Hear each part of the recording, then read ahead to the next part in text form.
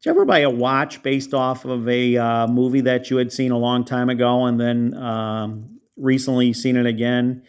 In particular, American Psycho, Justin Bateman's character is in bed with two ladies of the night, uh, and he makes a comment and says, "Don't touch the watch," which I think the producers originally wanted him to say, "Don't touch the Rolex," but I think they tried to get permission to say that from Rolex, and Rolex wouldn't do it because they didn't want an association with the type of movie it was. But um, it sent me on for some reason, watching that movie inspired me to look for a two-tone Datejust, which was always in the back of my head because I had owned this one, which is 1601 from 1972, based on a serial number.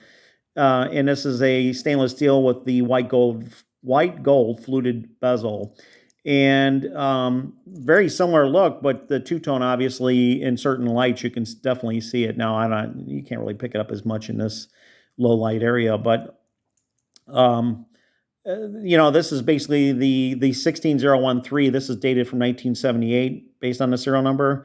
This is 72, so this is a continuation of the model. This replaced the 1601, and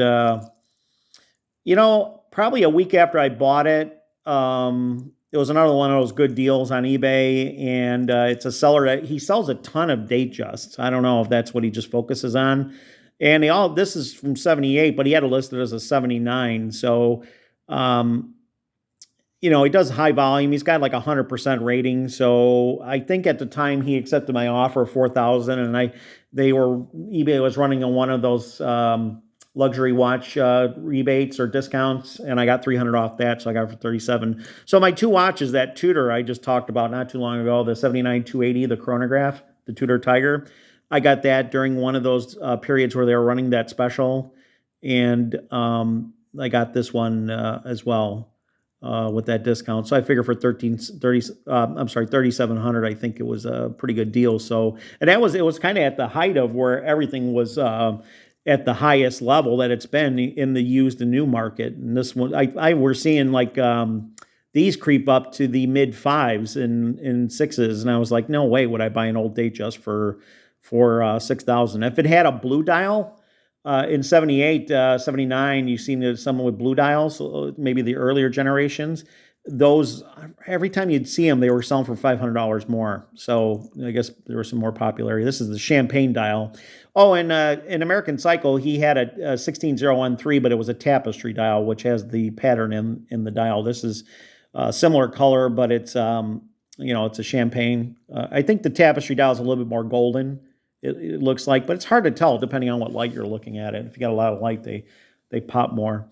But yeah, this was one of those watches where it's like, why the heck did I buy this watch? Because I already have this one, and to be honest, I don't really wear the Datejust too much. It's watches are like when you have a watch collection of different Rolex watches. You put them on depending on. They're nice to have because you can put them on depending on what mood you're in. And sometimes you are in a mood for a Datejust, something just simple and classic and elegant, and that's what it is. It's a smaller watch.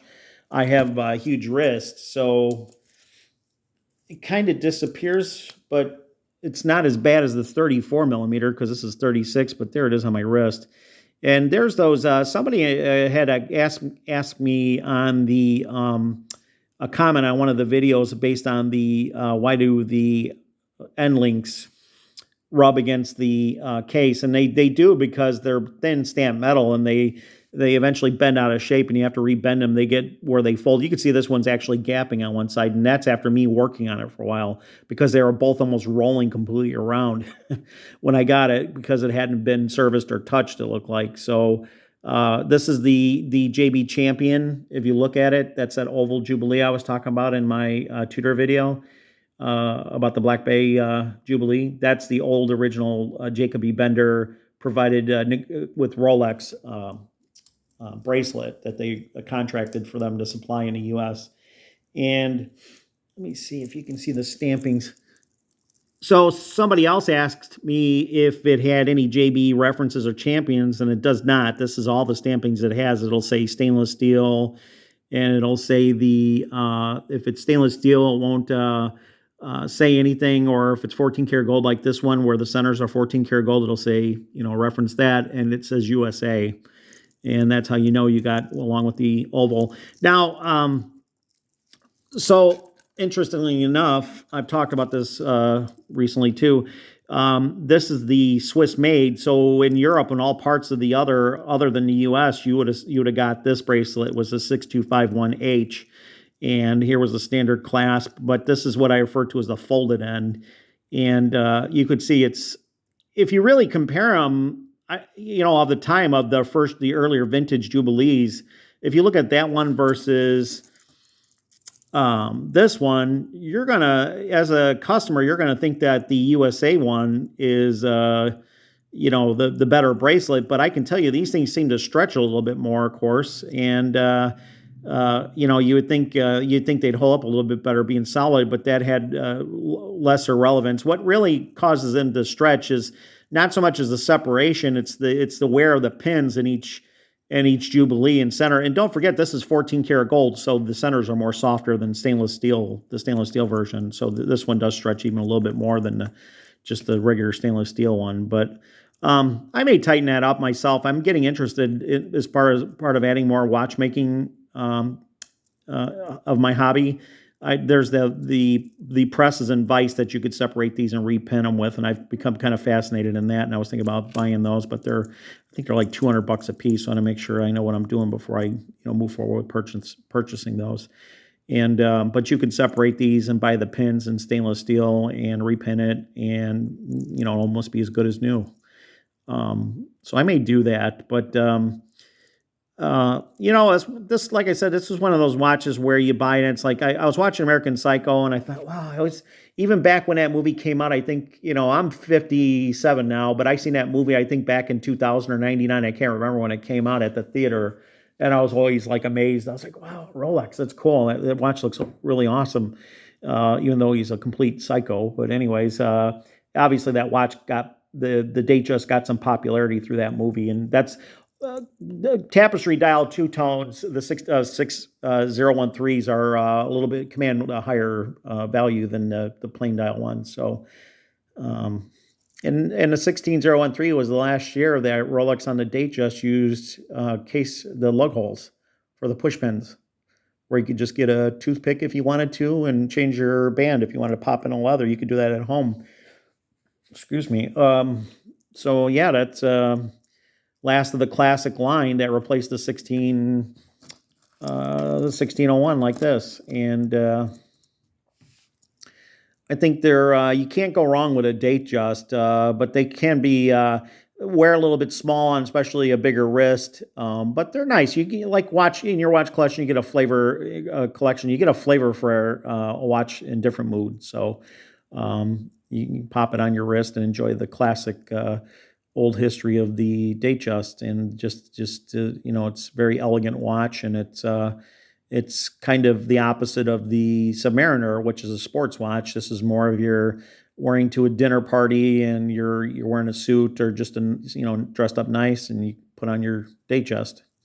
And two-tone gold. It's funny, if you look at it in the light here, where it's in a darker room, you can't really tell the difference between the stainless steel all that much and the two-tone gold. But when the light gets brighter, you can then see the differences that pop between the highlights of the two-tone. So stunning, beautiful watch, and it's the classic Rolex, and you can't go wrong. But yeah, I will probably, with that bracelet, I may actually tighten those up and repin it. I'd like to give that a try. I've become very interested in doing that. You just take your time, you separate them all, keep them organized, and then you press them back in with the new pins, and tightens it right up. But I don't think there's any other stamping on here. Let me look.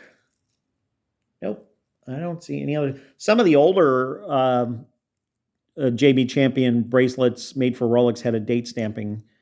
This one I do not see unless it's been polished. I'm not sure, but they were pretty deep, so you couldn't really polish that. But and a matter of fact, on this particular watch band, these were gold. I'm sure it was plated or capped for durability, because if it was gold, you could, wouldn't hold up as well. So, yeah, that's picked this one up not too long ago, and I thought, well, I'd do a quick video review on that and just see if anybody's gone through this where they've had a kind of a similar watch and bought another one based on it being a two-tone or other minor variations, or maybe I'm the only nut doing it. Okay, thanks, and stay tuned, and please subscribe if you like the videos. I'll be doing more. Thanks.